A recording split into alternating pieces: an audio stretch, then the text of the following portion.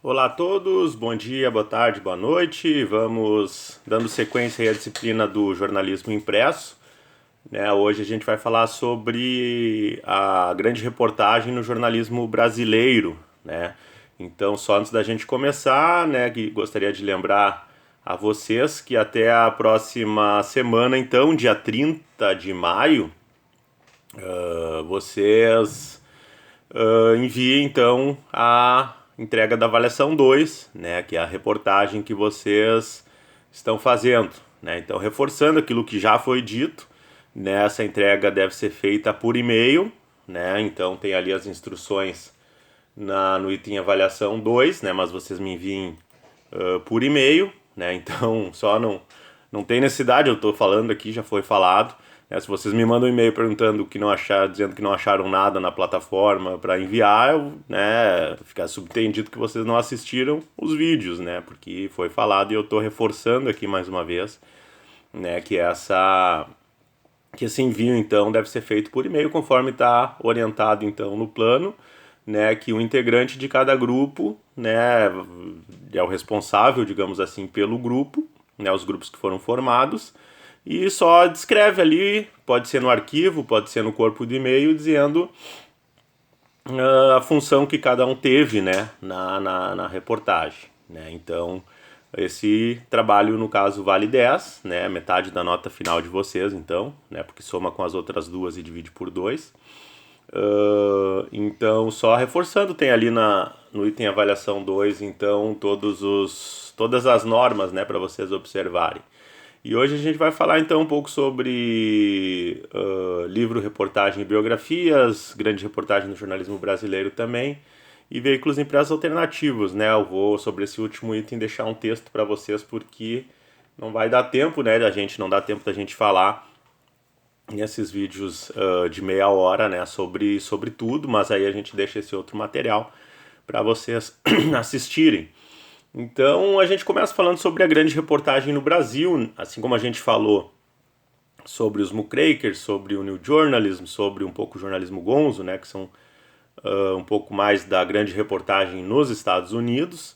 No Brasil também, teve durante todo esse período de imprensa no Brasil grandes repórteres, repórteres que investiram na produção de grandes reportagens, que várias viraram livros, então livros, reportagens também. E claro, alguns nomes se destacaram, e tem toda uma história que teve sequência ao longo aí, desde o início do surgimento da imprensa no Brasil em 1808. Então, segue de certa forma, essa influência, influenciado de certa forma também por essa produção americana, os escritores também vão buscar muitas vezes na redação, no jornalismo, isso a gente está falando num período pré-criação de cursos de jornalismo, que no Brasil começa na década de 40, então até o final da década de 30 não existiam jornalistas formados pela academia, pelos cursos universitários, porque não existiam simplesmente esses cursos universitários, então alguns eram formados em direito, em outras áreas, ou iam trabalhar nas redações mesmo sem a formação de uma graduação. Então, a gente está falando principalmente desse período, nesse primeiro momento, então muitas pessoas que tinham o desejo, que sonhavam em se tornar escritoras, acabavam encontrando no jornalismo um espaço para trabalhar com a palavra escrita, porque o objeto tanto da literatura quanto do jornalismo é a palavra, é a narrativa, é o texto. Então a gente tem esse cenário que também é verificado no mundo inteiro, uma grande boa parte dos grandes escritores da história da literatura atuaram em algum momento no jornalismo, muitas vezes como repórteres. E no Brasil vai seguir essa logística também. O escritor e jornalista João do Rio, em 1904, ele publica um livro que se chama O Momento Literário, em que ele faz um levantamento com escritores da época que atuavam em redações para responder a pergunta entre outras perguntas sobre literatura, ele também perguntou se o jornalismo, se esses escritores achavam que o jornalismo ajudava ou atrapalhava na atividade literária. né? E houve uma resposta praticamente numericamente igual, né, entre os três. Um terço falou que achava que atrapalhava, outro terço falou que achava que ajudava, né, que o fato de os que achavam que atrapalhava achavam principalmente que a escrita jornalística deixava engessado, né, o texto, o autor, na hora de ele escrever literatura, que ele precisava usar mais, sair daquelas amarras de objetividade, etc. Os que achavam que achavam que ajudava a desenvolver o fato de escrever todo dia, dava agilidade também, etc. E outros achavam que não, o outro terço, né, achou que avaliou que nem ajudava e nem atrapalhava, né. Os escritores da época, Olavo Bilac e outros, responderam a esse questionário feito pelo João do Rio, né, então, que é o Paulo Barreto, mas que ficou conhecido como João do Rio. Grandes nomes, né, grandes escritores também atuaram no jornalismo, o Érico Veríssimo, que a gente vai falar um pouco mais sobre ele na próxima semana, deixa eu confirmar aqui, quando a gente falar sobre a representação do jornalismo na ficção, então a gente vai falar um pouco sobre o Érico. O Lima Barreto também, outro grande escritor que foi jornalista, o Euclides da Cunha, que é um dos pioneiros, né, no livro-reportagem no Brasil, que produziu talvez o mais famoso de todos, né, que foi Os Sertões, o Machado de Assis e vários outros, né, praticamente todos os escritores famosos da literatura brasileira atuaram também como jornalistas, mas alguns eram escritores e ficaram famosos pelos seus romances, pela sua obra literária, e outros, como o Érico Veríssimo, por exemplo, ele tem produções, mas que foram produções mais factuais dentro do jornalismo, a não ser os livros de viagem dele, que podem ser lidos como um livro, de certa forma, de memória, reportagem, né? Porque ele, por exemplo, Israel em Abril, ele vai para Israel e escreve um livro em primeira pessoa, de memórias dele, mas que vale também, pode ser lido como uma reportagem de viagem, né, sobre Israel.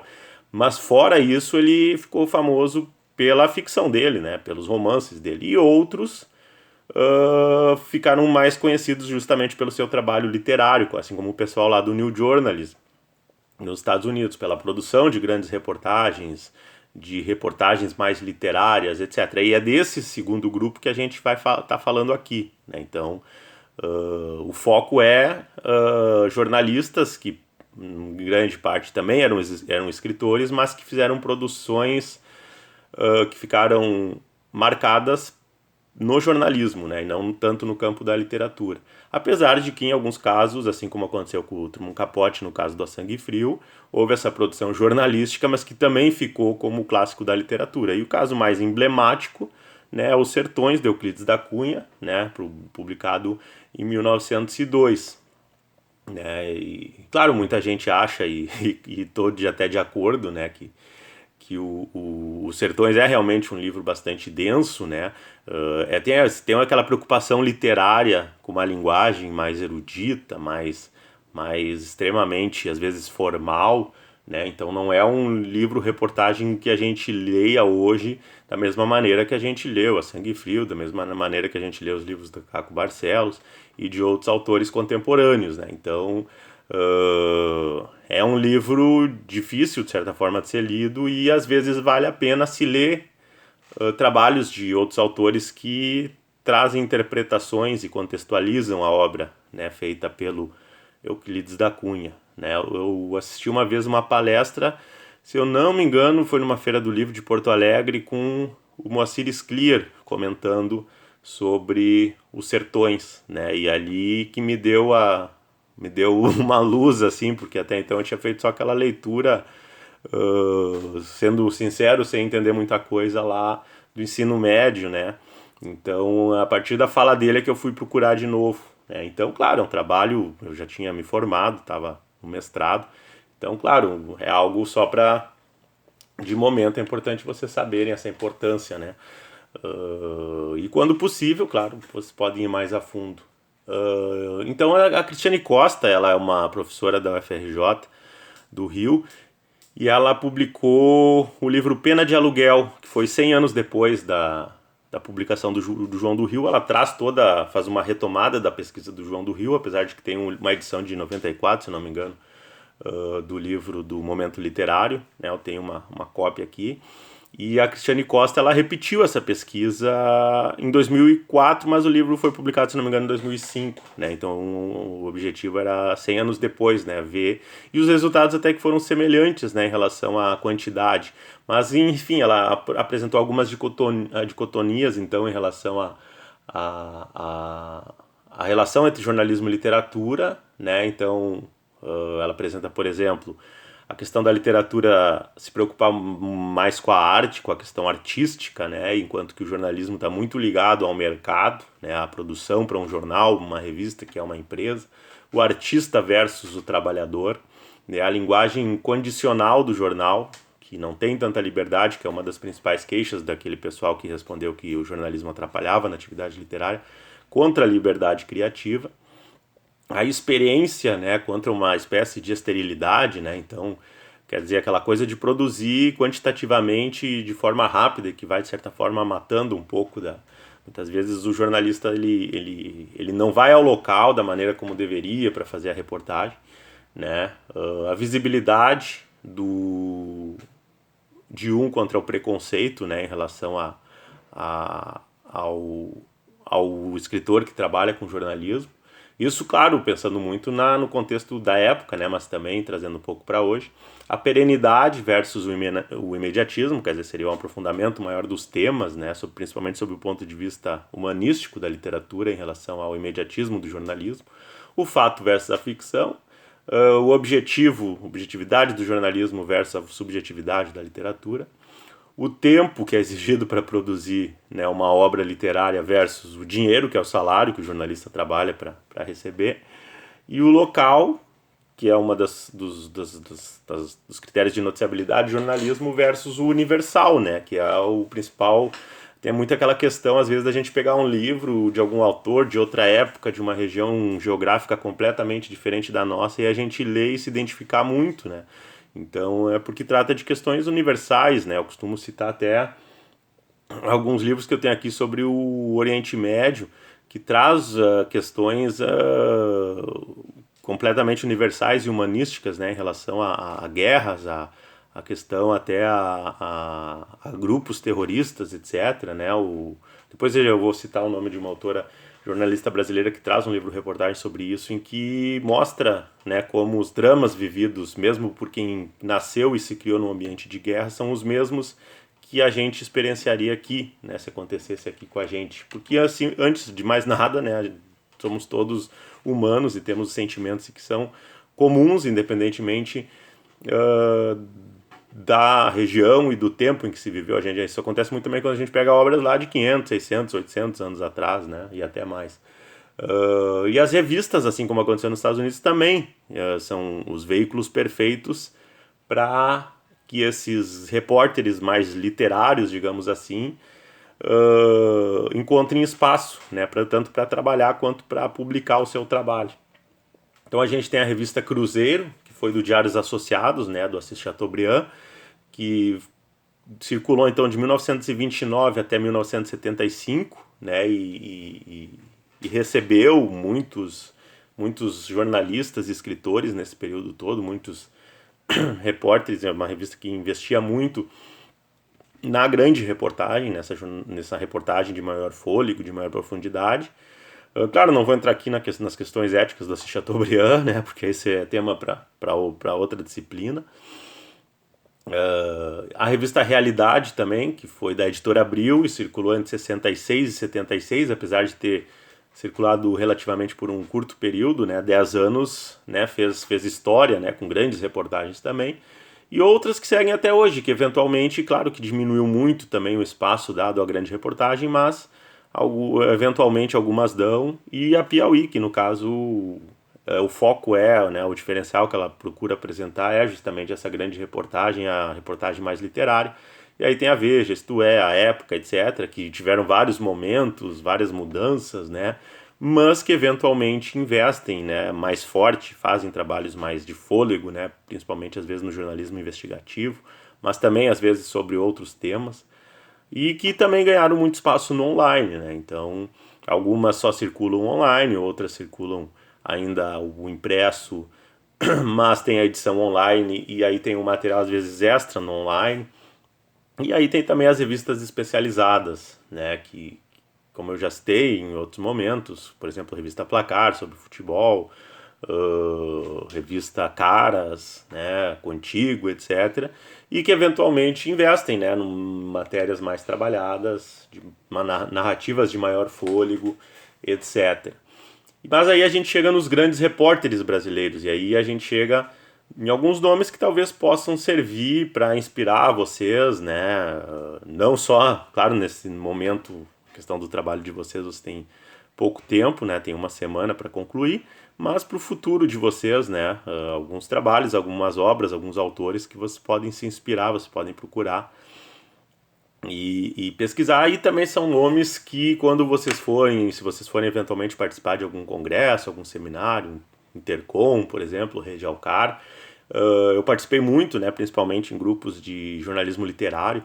São nomes que aparecem com certa frequência, né? Seguidamente tem alguém lá do mestrado, de alguma universidade de São Paulo, do Rio, Salvador, Porto Alegre mesmo, Curitiba, Manaus, enfim, de todas as partes aparece alguém querendo não, alguém pesquisando, né, fazendo uma retomada, fazendo uma análise, uma releitura de algumas obras de alguns desses autores. Então, é interessante que vocês tenham, né, já tenham pelo menos ouvido falar, né, de alguns deles. Primeiro eu já citei aqui então os Sertões, né, o Euclides da Cunha, que nasceu em 1866, faleceu em 1909. Teve outras obras também, mas Os Sertões foi, né, a sua grande obra-prima. O Antônio Calado é um nome também super citado, né? Até eu tenho aqui o livro dele que é. Aqui tem até achei um do João Antônio e não achei o dele. Eu vi. Enfim, acidentes que acontecem no online. Mas tem o, o esqueleto na Lagoa Verde que. Olha só, deletou. Tinha deletado o slide, né? O celular caiu na página do delete, que loucura. Deixa eu dar um Ctrl Z aqui. Aqui, pronto, recuperei. Coisas que acontecem. O celular tinha caído em cima da tecla para deletar, deletou o slide. Então, o Antônio Calado escreveu O Esqueleto na Lagoa Verde, de 1917 a 1987. Ainda bem que nessa a partir de agosto, né, a gente vai voltar totalmente presencial, né? Então né, a gente vai poder até explorar mais e dialogar mais sobre tudo isso.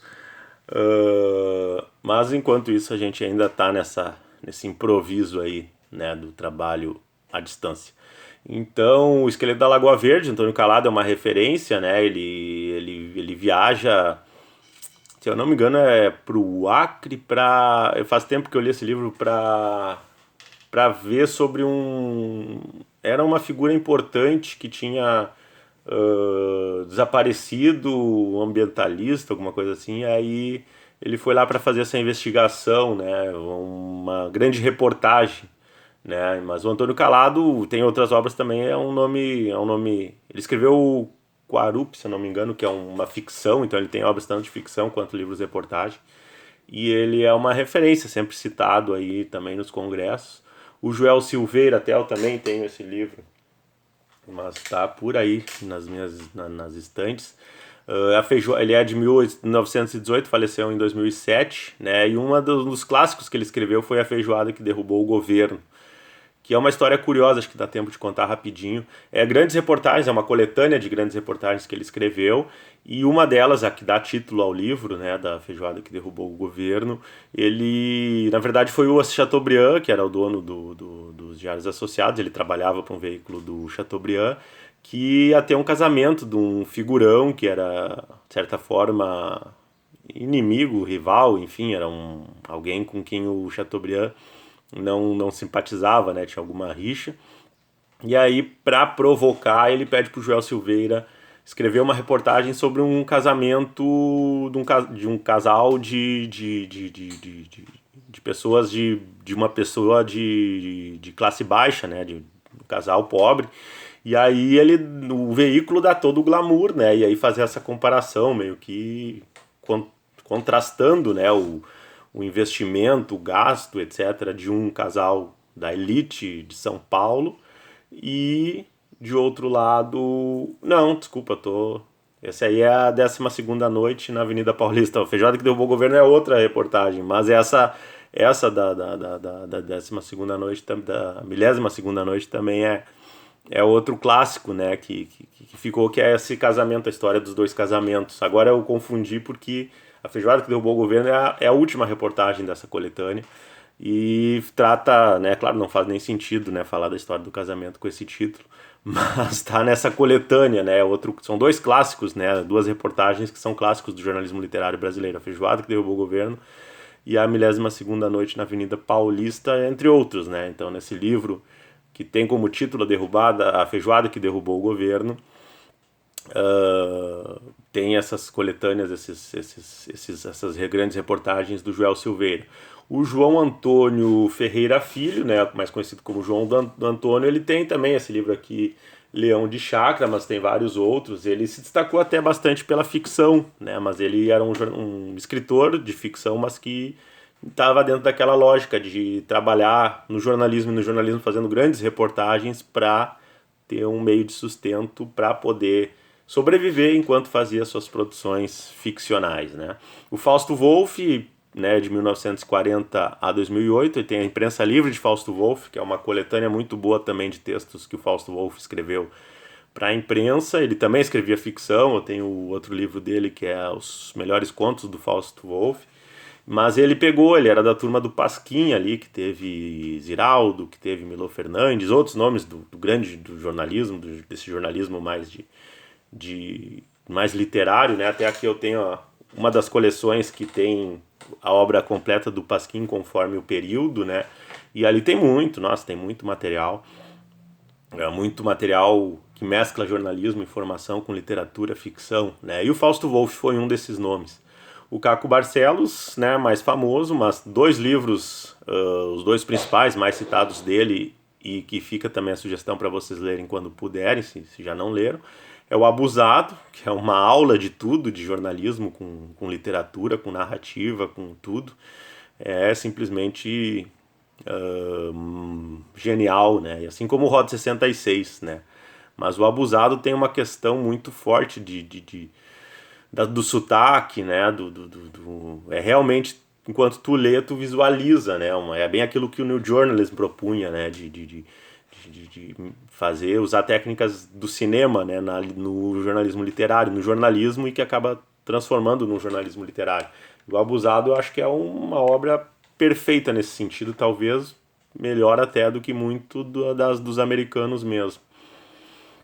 E aí a gente chega nas biografias, que é colocado como até um dos tipos, uma das possibilidades do jornalismo literário, que é uma narrativa sobre um determinado personagem, né? Até eu escrevi esses tempos atrás uma coluna, da coluna que eu tenho semanal no jornal, no Diário Popular, sobre a biografia que o Mário Magalhães fez sobre um ano específico, que foi 2018, né? E eu escrevi falando de 1994, que também aconteceram coisas importantes e que os anos poderiam ser mais biografados, né? E aí eu nem sabia que ele era daqui, a mãe dele, se não me engano, mora aqui em Pelotas. E ele acabou lendo, né? E acabou me mandando um e-mail, foi super curioso, porque eu não conheço, eu conheço o trabalho dele como biógrafo, mas não conheço a biografia dele. E aí acabou chegando nele, né? Ele acabou lendo esse texto, porque ele estava, se não me engano, aqui em Pelotas, justamente no fim de semana que foi publicado esse texto. Mas, no geral, fora, né, essas exceções, pode escrever, claro, uma biografia sobre uma empresa, sobre um clube de futebol, sobre vários assuntos, mas o mais usual é sobre um personagem, uma pessoa, né? E pode ser escrito de 4 formas principais, né? O Sérgio Vilas-Boas, que é biógrafo, é escritor, é romancista e é também escritor de livro-reportagem, né? Outra referência de jornalismo literário brasileiro, né? Que vai fazer algumas... Ele tem obras sobre biografia, que foi, se não me engano, pesquisa dele de doutorado, etc. Mas ele publicou mais de um livro sobre isso. né? Então tem essas possibilidades, que uma delas é escrever em primeira pessoa, né? Fazendo um híbrido entre ficção e não ficção. A segunda possibilidade é a terceira pessoa. A primeira pessoa pode ser não um livro de memórias, né? Pode ser como o Gay Talese fez sobre o Frank Sinatra, em que ele conta como ele estava apurando as informações para escrever lá sobre o Frank Sinatra, já que ele não conseguiu entrevistar o Frank Sinatra. Então é uma primeira pessoa do repórter, mas contando a história do outro, né? Em terceira pessoa, sobre alguém, é o mais comum, né? E aí tem a outra possibilidade de primeira pessoa, que é a autobiografia, livros de memória, enfim. E a entrevista também, né? Outra possibilidade. Alguns biógrafos brasileiros, então, mais conhecidos, o Rui Castro escreveu a biografia do Garrincha, do Nelson Rodrigues, entre outros. O Fernando Moraes publicou agora a biografia do Lula, mas ele também escreveu a biografia do Chateaubriand, que é, para mim, assim, na minha opinião, foi a que eu mais me encantei, assim, pela narrativa, pela maneira como ele conta. É um livro de, sei lá, quase 1000 páginas e eu não consegue parar de ler. Né? O Mário Magalhães, que eu citei aqui, mas que também escreveu a biografia do Marighella, que serviu de base para o filme, né? Que também foi bastante comentado agora recentemente. O Sérgio Vilas Boas, que também escreve biografias e tem livros reportagens muito bons. Tem um que ele mescla muito literatura e ficção, que é Os Passageiros do Trem N, que ganhou o prêmio Jabuti na categoria reportagem, apesar de ser uma bem mescla mesmo de verdade com ficção. As autobiografias e textos autobiográficos, tem aí N autores, né? Aí vocês podem ir fundo porque tem 1000 possibilidades. O Érico Veríssimo tem os 2 volumes do Solo de Clarineta, que é a autobiografia dele, principalmente o primeiro. O Paulo Francis escreveu vários textos autobiográficos que foram reunidos em coletânea. Diário da Corte é um deles. Fausto Wolff, que eu já comentei aqui. O Lucas Mendes também, do Manhattan Connection, que encerrou, né, na Globo News há pouco tempo, agora, se não me engano, está na Cultura. Mas ele tem 2 livros, Conexões, Manhattan e Reconexões, que são textos biográficos dele, de memórias, né, em que ele, de certa forma, faz reflexões, né, sobre a vida dele e a atuação dele no jornalismo. E aí a gente chega em novos repórteres literários brasileiros, e aí ganha destaque até o fato, por exemplo, de que eu trouxe aqui, e os principais nomes que eu lembrei eram de mulheres, né? Então é importante porque mostra como nos últimos anos, se a gente pega por um lado lá nos anos 60, 70, fora, claro, tem a John D. John nos Estados Unidos, né? Mas a gente, pegando mais recentemente, a gente aparece muito, né? Repórteres mulheres que se destacam com o jornalismo literário, com a grande reportagem. E a Adriana Carranca é uma, ela tem vários livros, mas um deles é o Afeganistão depois do Talibã, em que é esse livro que eu comentei, que ela mostra os absurdos que acontecem lá e que o mundo simplesmente não olha, e as pessoas lá mesmo, às vezes as pessoas acham que se naturalizou a guerra, que uma criança que perde um pai, ou um pai que perde um filho, não vai sofrer tanto porque já estão acostumados, e ela mostra que isso é uma bobagem tremenda, né? Até tem um outro livro de um jornalista espanhol, um repórter espanhol, Antônio Pamplega, que também mostra isso, né? Como, inclusive eu não lembro qual dos dois, que vai num manicômio, né? Que lá ainda tem, e assim, muita gente que ficou, né, completamente com danos psicológicos, etc., em função de perder família inteira, de perder marido, esposa, filho, pai, mãe, etc. Então, desmistifica, né, essa coisa que o Ocidente tenta passar, de que no Oriente, em países em que há anos de guerra, as pessoas se acostumam a isso. Na verdade, não se acostumam nem um pouco. Muito pelo contrário. A Daniela Arbex, que tem aí o Holocausto Brasileiro, e também tem a Noite que não tem fim, né, sobre a tragédia da Boate Kiss, também obras espetaculares, assim, não ficam em nada atrás, por exemplo, desses clássicos que eu falei do New Journalism, dos americanos. Então são autores e autoras, e muitas autoras, né, que fazem livros e obras e grandes reportagens de muita qualidade. A Helene Brum, mais conhecida também. A Fabiana Moraes, né, eu tive a oportunidade de conhecer ela também em congressos. que ela fez mais ou menos o mesmo percurso acadêmico, né, na mesma época que eu, né, ela tem o Nascimento de Joyce, que é um livro-reportagem sobre um agricultor, né, que vira transexual, né, que assume, né, então sua condição, então ela escreveu um baita livro-reportagem sobre isso, também tem outros trabalhos, o Luiz Cláudio Cunha sobre a Operação Condor, o Eduardo Belo escreveu sobre livro-reportagem, o Tom Farias, né, que é traz a questão da negritude. Eu vou botar para ele então, vou botar para vocês então um e-book, né, uma coletânea de artigos, e aí tem um artigo que eu escrevi a partir da obra do Tom Farias falando sobre o negro no jornalismo literário brasileiro, né, da página 121 a 136, vai ficar então de material para vocês lerem. Seria isso por hoje, então só lembrando, vocês têm até a semana que vem aí para concluir e me enviar então no e-mail a reportagem de vocês, que é referente à avaliação 2, as normas estão todas ali no plano de ensino da disciplina, tá bom? Fiquem bem e até a próxima semana.